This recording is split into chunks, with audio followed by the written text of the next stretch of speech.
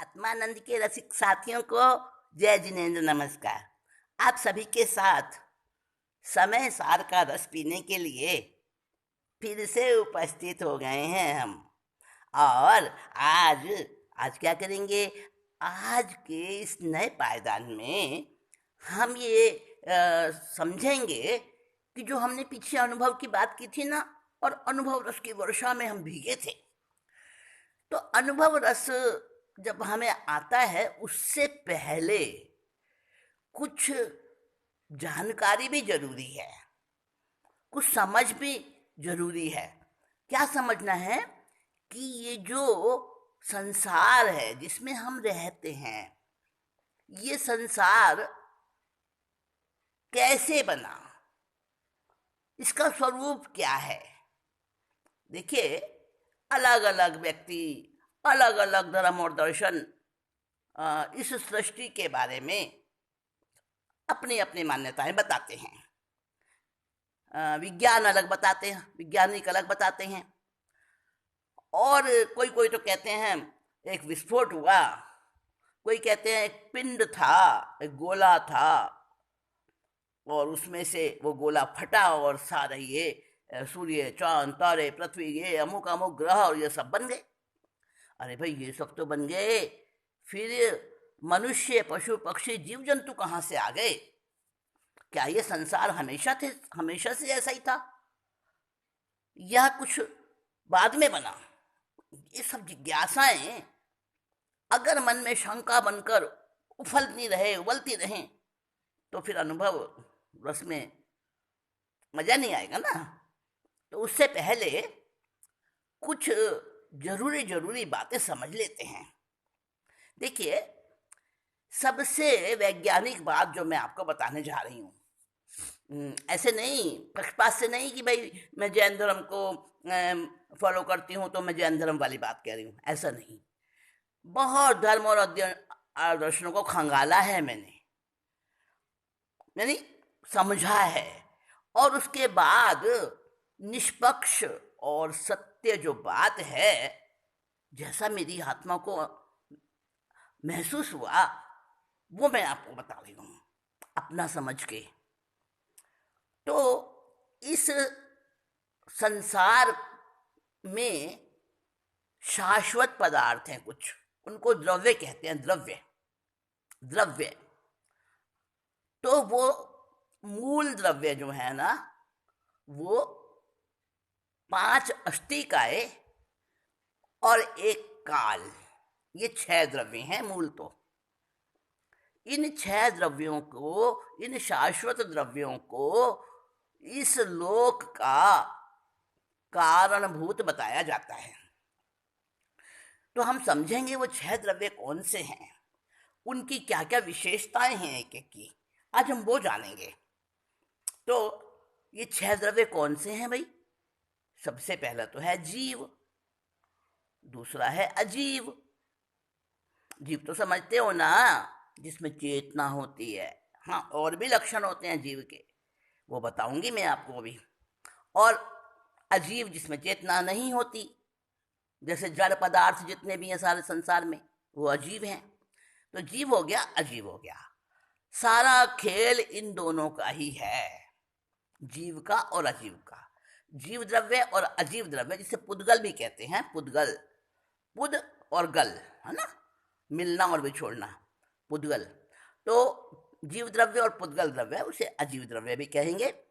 तो ये दो तो ये हो गए, इनकी ही मेन जो है ना, मेन रोल इनका ही रहता है।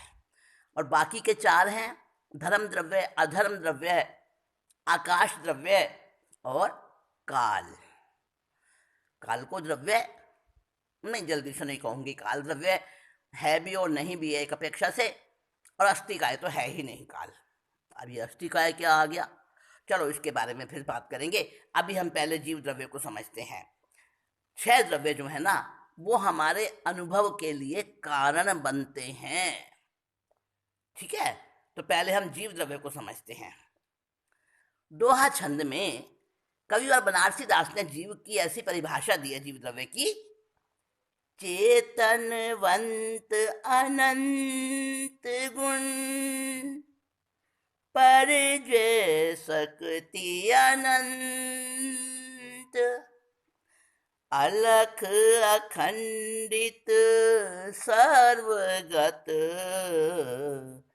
जीव दरब विरतंत। नहीं समझ में आया होगा ना? अच्छा अच्छा, मैं सरल बनाती हूँ, मैं आपकी मुश्किल आसान करती हूँ। देखिए, इसमें कहा चेतनवंत अनंत गुण। इसमें चेतना होती है, चैतन्य का लक्षण होता है जीव का, मतलब जहां जीव होगा उसमें चेतनता होगी। चेतनता समझे, यानी जीवितपना, वो जीवित होता है। जीवित कौन होता है?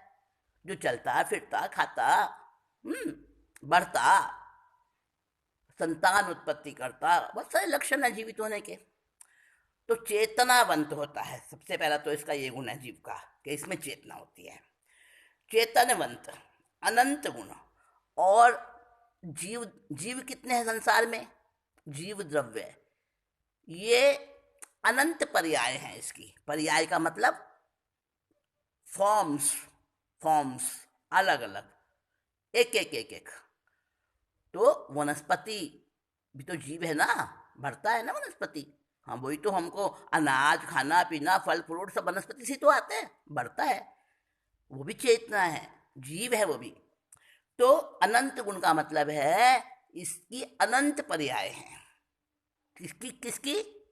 जीव द्रव्य की। और पर्याय का मतलब, हाँ हाँ, पर्याय का मतलब बताती हूँ। पर्याय का मतलब है उसके फॉर्म्स, अलग अलग उसके शक्ल। जैसे जैसे मैं बताऊं आपको, कभी आपने देखा होगा, एक झुंड जा रहा है गायों का। अब गाय के झुंड में सब गाय अलग अलग रचना वाली हैं। किसी का कान, सींग थोड़ा सा ऊंचा उठा हुआ है, किसी के कान थोड़े से छोटे हैं, किसी का पैर में फर्क है, एक दूसरे से अंतर है ना सब में। ये अलग अलग पर्याय हो गई, अलग अलग पर्याय हो गई। पर्याय का मतलब उनकी देखना, उनका रूप रंग अलग अलग तरह का, उसको पर्याय कहते हैं। तो चेतना वाला होता है, अनंत पर्याय होती हैं इसकी, सब में जीव द्रव्य होता है, समझ लेना। हाँ, और परिजय शक्ति अनंत, अनंत गुण वाला होता है। एक एक जीव के अंदर अनंत अनंत गुण रहते हैं। विश्वास नहीं आ रहा? अच्छा, नहीं आ रहा विश्वास? अब मुझे एक बात बताओ, एक छोटी सी आप टैबलेट लेते हो, अब उसके अंदर कितने सारे केमिकल्स होते हैं। उसका जो फॉर्मूला होता है ना, उसको कभी पढ़ा आपने? कितने सारे केमिकल्स मिलके एक छोटी सी टैबलेट बन जाती है। तो वो सब है ना उसके अंदर। इंजेक्शन की एक बूंद है, छोटी सी ड्रॉप है, उसके अंदर बहुत सारी दवाइयां मिक्स है कि नहीं है? ठीक है ना? इसी तरह से अनंत गुण एक जीव में होते हैं। चेतनवंत अनंत गुण, परिजय शक्ति अनंत। परिजय माने अनंत पर्याय होती हैं जीव की। जीव जीव यानी बहुत प्रकार के होते हैं, ये समझ लो। चींटी भी जीव है, हाथी भी जीव है, सांप भी जीव है, मनुष्य भी जीव है, देव भी जीव है, नारकी भी जीव है, बहुत सारे जीव होते हैं। तो वो सब उनकी पर्याय हैं, जीव द्रव्य की अनंत पर्याय होती हैं। और शक्ति अनंत, और अनंत शक्ति का भंडार है जीव। अनंत समझते हो ना, जिसका अंत नहीं। और आगे कहा अलख अखंडित। अलख का मतलब जो दिखता नहीं है। आज तक आत्मा को, जीव को किसी ने देखा नहीं। अमूर्त होता है वो, उसका कोई आकार नहीं होता, दिखता नहीं है वो, रूप रंग कुछ नहीं होता उसमें। फिर कैसे महसूस करेंगे भाई? आप जो कह रहे हो अनुभव अनुभव अनुभव, हाँ यही तो मजेदार बात है कि उसमें रूप नहीं है, रंग नहीं है, रस नहीं है, गंध नहीं है, कुछ स्पर्श नहीं है, कुछ भी नहीं है, लेकिन फिर भी दिखता तो नहीं है। पर उसकी अनुभूति जरूर होती है। ठीक है ना। तो अलख, अलख माने जो दृष्टि में नहीं आता, देखा नहीं जाता इन चमड़े की आंखों से, इनविजिबल है। और अखंडित, अखंडित का मतलब है घन पिंड है, वो खंडित नहीं होता है, उसमें से एक आत्म प्रदेश भी नहीं निकल सकता और एक उसमें डाला भी नहीं जा सकता। जितने आत्म प्रदेश हैं उतने हैं, अखंडित हैं। अगर एक भी निकाला जाए, पर निकल ही नहीं सकता, एक निकलने के बाद वो जीव नहीं रहेगा, एक डालने के बाद भी जीव नहीं रहेगा। जैसे कि साइंस में होता है ना एलिमेंट्स, उन एलिमेंट्स के अंदर जितने वो होते हैं इलेक्ट्रॉन प्रोटॉन वगैरह, एक भी आगे पीछे कर दो तो वो एलिमेंट ही बदल जाता है, दूसरा बन जाता है, आज की साइंस से समझे तो अखंडित है जीव। और सर्वगत है। सर्वगत का यहाँ पे मतलब जरा समझ लेना। सर्वगत को कहते हैं जो सब जगह पे हो, यानी सर्वव्यापी। ये जो शब्द है ना, इसको थोड़ा समझना होगा। एक होते हैं सांख्य दर्शन, वो कहते हैं कि आत्मा तो सर्वव्यापी है, ईश्वर सर्वव्यापी है, वो ईश्वर कहते हैं। हमने ईश्वर आत्मा को ही माना है। हाँ, हम खुद अपने ईश्वर हैं, कोई दूसरा ईश्वर हमारे को मतलब चलाता नहीं है, ना कोई दूसरा ईश्वर हमारा निर्णय करता है, हम खुद ही अपने ईश्वर हैं। हर व्यक्ति, हर जीव अपना ईश्वर है। तो वो लोग कहते हैं ईश्वर कोई और है, उसने ये सृष्टि बनाई है, तो वो कहते हैं कि ईश्वर सर्वव्यापी है। लेकिन हम ईश्वर आत्मा को मानते हैं, जीव को मानते हैं, तो हम ये कहते हैं कि हमारा जीव भी सर्वव्यापी है, आत्मा भी सर्वव्यापी है। पर उसके पीछे थोड़ा सा समझने वाली बात है। कैसे है सर्वव्यापी? क्योंकि आत्मा का जो ज्ञान है, जब वो संपूर्ण विशुद्ध ज्ञान, अनंत ज्ञान आत्मा के पास में आ जाता है, जब आत्मा विशुद्ध बन जाती है, केवल ज्ञानी हो जाती है, कोई जीव केवल ज्ञानी हो जाता है, तो उसको लोक और अलोक सब दिखता है। तो लोक और अलोक सारा उसको प्रत्यक्ष होने के कारण से उसको वहां पर सर्वव्यापी बोल दिया। उनकी देखा देखी, हाँ, दूसरों की देखा देखी। वैसे आप सोचो कि एक व्यक्ति पूरे लोक में कैसे हो सकता है ना? एक जीव पूरे लोक में नहीं फैल सकता ना। तो उस अपेक्षा से समझे हम सर्वगत को। तो जीव सर्वगत भी है, अखंडित भी है।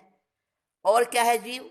जीव द्रव्य तंत्र, ये सारा जीव द्रव्य का स्वरूप हमने कहा है। क्या क्या कहा है? चैतन्य रूप है, इसमें चेतना होती है, अनंत गुण वाला है, अनंत पर्याय हैं इसकी, जीव की, और अनंत शक्ति भी इसमें है।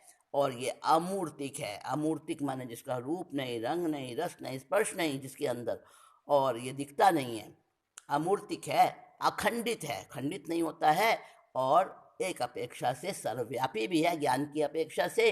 ऐसा जीव द्रव्य होता है, ऐसा जीव द्रव्य होता है।